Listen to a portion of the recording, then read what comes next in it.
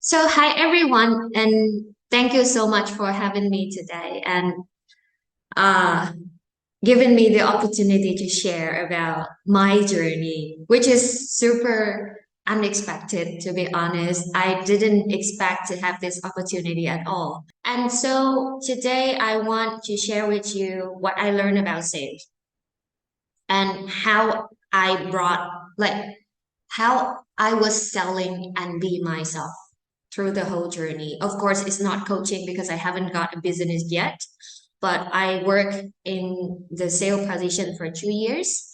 And throughout that experience, there was a lot of things that I learned. And I jumped into the job. And I don't know how it happened, but about 20 months in sales. Actually, now I step back and becomes like more like a training person kind of thing. So 20 months in sales, I recruit about like 20 repeated clients who bring revenue every month.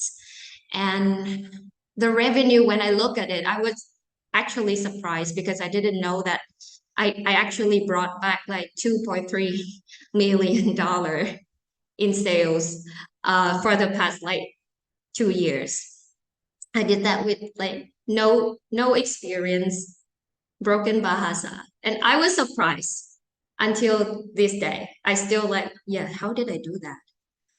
And not to brag about it, really, I was shocked, which is like, how did I do that? And so when Dee told me, like, yeah, you know, think about it, bring it back, I look back and I realized that for the whole time, I was being me. No pushing. I didn't push. I didn't rush. Client really came to me naturally. And, right from the start, I told my boss, I don't want to convince people. I don't want to chase them. I don't want to push them. And that's what I'm not going to do. If you want me to do sales, that's what I told my boss. And and he was asking like, yeah, what do you want? And I told him, I want them to have something valuable. I want them to decide. I want us to be equal. I'm not going to be someone who is like lower and trying to persuade. I want us to be equal. And I want to be honest and transparent. I don't want to lie. And that's what I did. And yes, that's the whole time I was doing all those things, being honest and transparent and let them decide. That's kind of thing that happened. And when, yeah, really look back, I think there was this, I call it soulful selling. And Dee told me that it's three pillars. So I thought there were three elements, three main pillars that I really take it to my heart and really feel the importance and always stress on those three things throughout the journey. The first one is the product. The second one is the client. And the third one is me. Those three things are the three things I care most about. And the whole selling process was only resolved around that product, client, and me. And so now I'm going to zoom in a little bit and share with you what was very important for me relating to these three pillars when I did the sale. So the first one is the product. Okay, so there are some questions that I always ask when I did the sale. The first one is product understanding. It was, you know, right from the beginning, my company has a lot of different products, but I chose just this one product I want to sell because that's the only product that I understood. It's a little bit, it, yeah, that's the only product that I understood. So I chose that one product to be the one that I will use to go into the market. And then it worked because I know that product really well. So I guess understanding the product probably gives you the confidence. And also because understanding the product will make you the expert. So my question when it comes to selling is always about what am I going to sell? What do I want to sell? And how well do I know my product? And if I cannot say that I know this product well, then how can I tell my client that I have this product? So that was the first thing that is really important for me when I think of selling. What is it that I'm gonna sell? How well do I know it? And the second one is the promise, another P. What is it that the product brings to my user or my client? What values are there? Can I list them out? And also, what does user experience look like? So first of all, what is the benefit that I'm going to bring to the user or to the client? What are the promise that I'm going to make? And also, how does that user experience look like? What it means like, okay, from the beginning to the end, how does the process look like? Because you promised them something, then it's also very necessary that you give them a picture of how that promise is gonna be executed.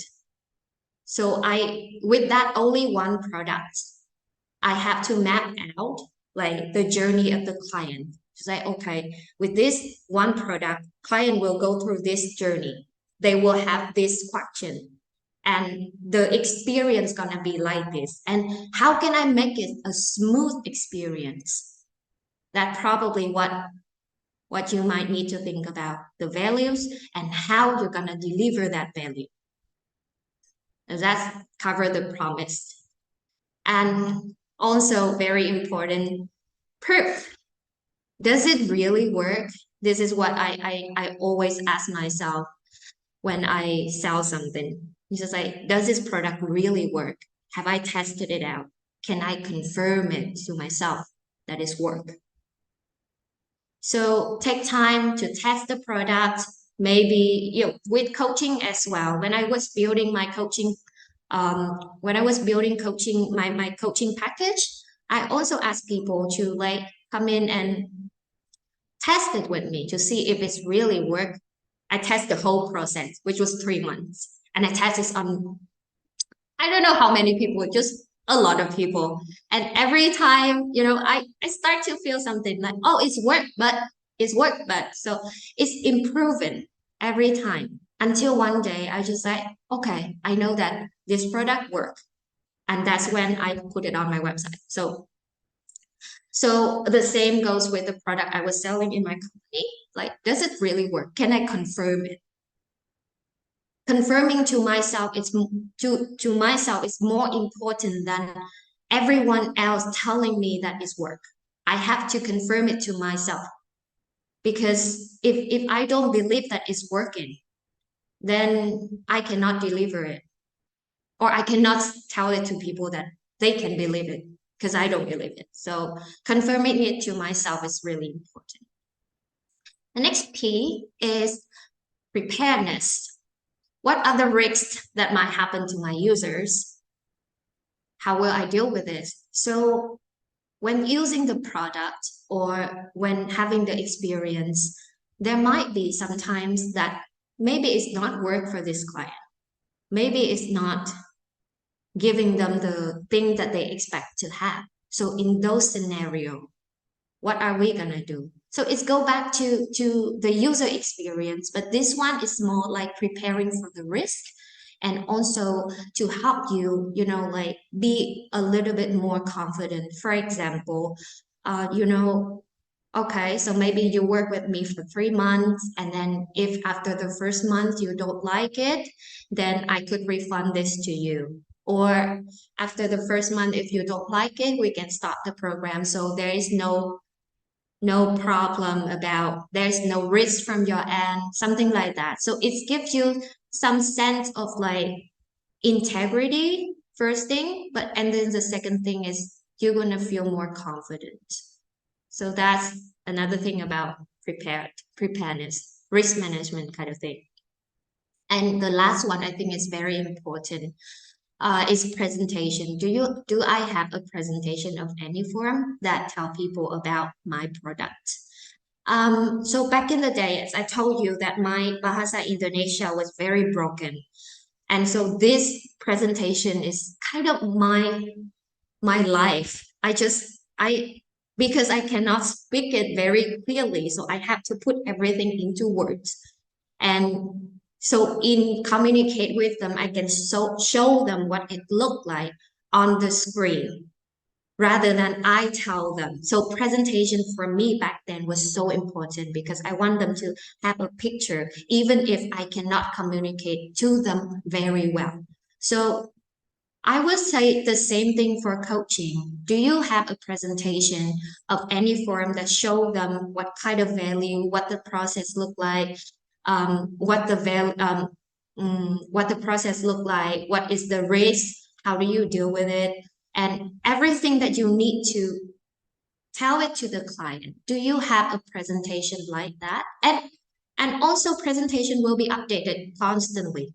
Like after you talk to client, you feel like, oh, I need to update this part. Client have the other question. Update it often, but it's very important to have this presentation to see so that you can show them really what is it all about that I'm doing. So that's for the product part. So to this one, I don't know if we should pause and discuss around this, or should I go ahead and share the three things all at once, Joe? How are you thinking, guys? Because we have just a small forum, so everyone can just say what we can go ahead and listen to the rest of the presentation, and then we could discuss later. Okay, yeah. So if you have any question or any thing that you would like to share in relating to any part, just take some notes and then we will discuss later on. Yes. Okay. Yes. So so you know, like a lot of business training out there, they tell you to start with defining your niche. They always tell you to start with, you know, what is your niche? Who do you want to work with? For me, it sounds like it's a little bit, how to say, it's a little bit too challenging for me personally. So that's why I didn't take that approach.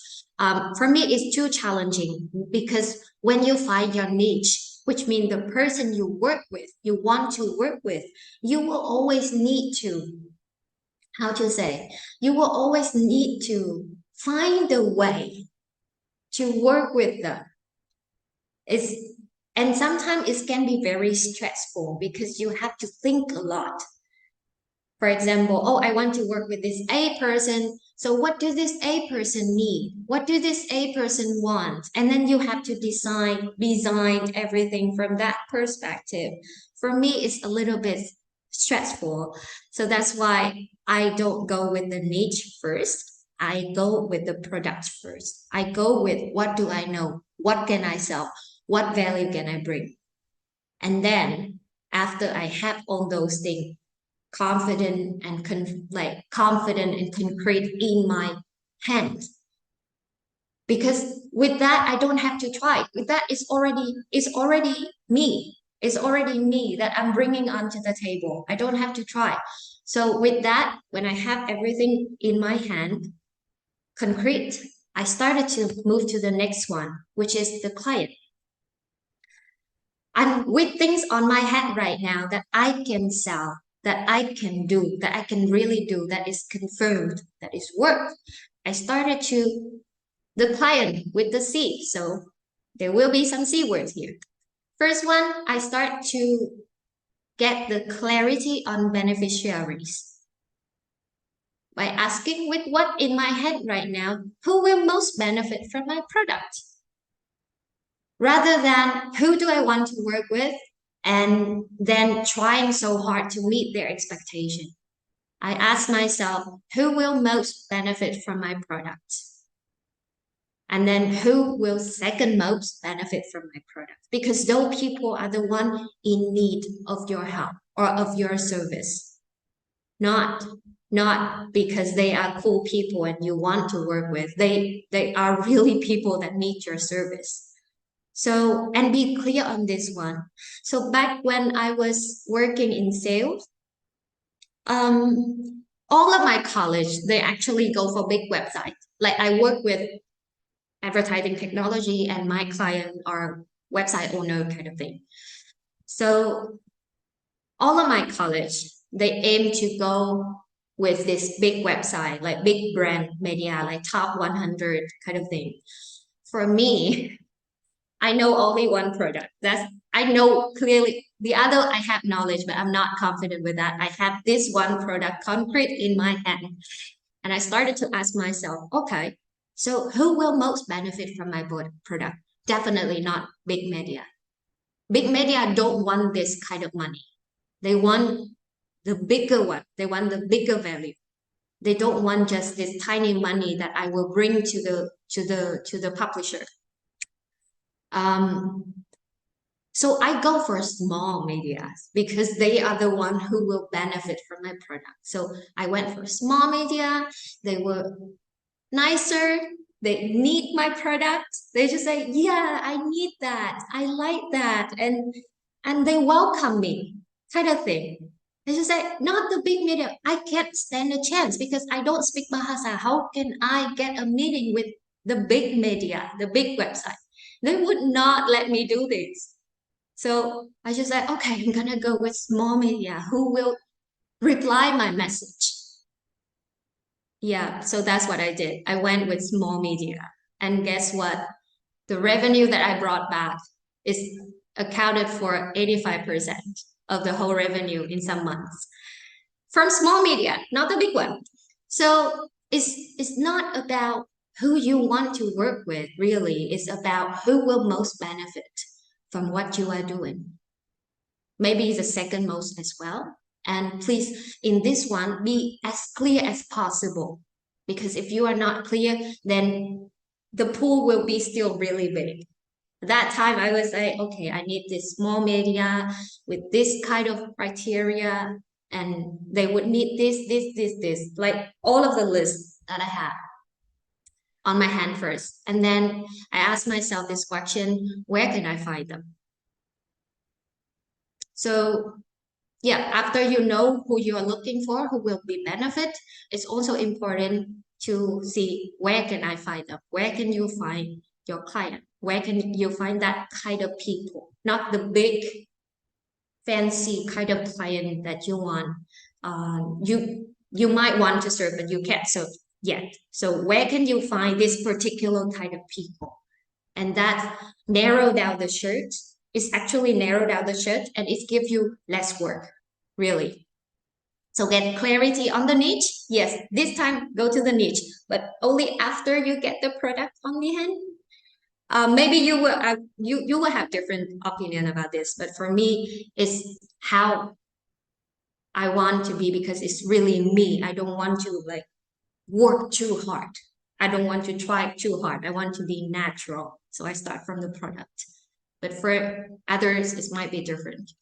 So after I have the clarity on the beneficiary, I started to dive a little bit deeper on understanding my client. Like, okay, these people might need it, but what kind of question would they ask when they hear this presentation? What kind of concern do they have when they see me presenting? And do I have answer to all of those questions? So that like thinking in the shoe of my client a little bit so that I can prepare a little bit better when I come into the meeting with them. Because okay, what kind of questions? What do they want? What they might want? And what might I want to learn from them? A little bit more. Maybe talk to them a little bit more. So comprehensive understanding. Try to understand the client. What kind of thing do they need? And that's the next C, about the client. And the last one, I think the last one can also be really important, is connection to trials. What can I provide them with as a trial run so they know that this product is a good fit? I don't come to the table and ask them to like, you have to deal with us. No, you just like, oh, try this out. And after a month, if it doesn't work, we can always know this. I can even just like, because our job is to bring money, like to help publisher, website owner to make more money. I can even tell them like, we can just deposit the money to you so that, we are very legit and we know our work. And so I provide them the conditions so that they can run with us for one month first. Like, okay, try 1 month, maybe 2 weeks, and and then you can decide later. You can always decide later, but try this first. And this is super safe. Just provide them with some safe trying, no risk, something like that. And if they like it, they will take it. If they don't, yeah, it's a hard work to convince them. So I let them go. So that's with the client. I think yes, after you have the product, you need to think about your client. Who might need your product, not who do you want to work with, but the one who really need the product. So that was the second piece. And the last piece, and I think it's the most important one, is me in this game. Because I was doing the job. And so my mindset, my thinking, everything around it is very important. And so for me, when I stepped into selling, I didn't like selling. I didn't like to sell. For me at that time, selling for me is something very negative. It's just like, oh, yeah, I never do selling. For me, selling is about pushing. Selling is about, persuade, about convince, about rushing people. And I hate that. So that's what the meaning that I made for sales back then when I started the job. But then I realized that, oh, hey, that's just a definition. You can challenge it. And so I asked myself the second question.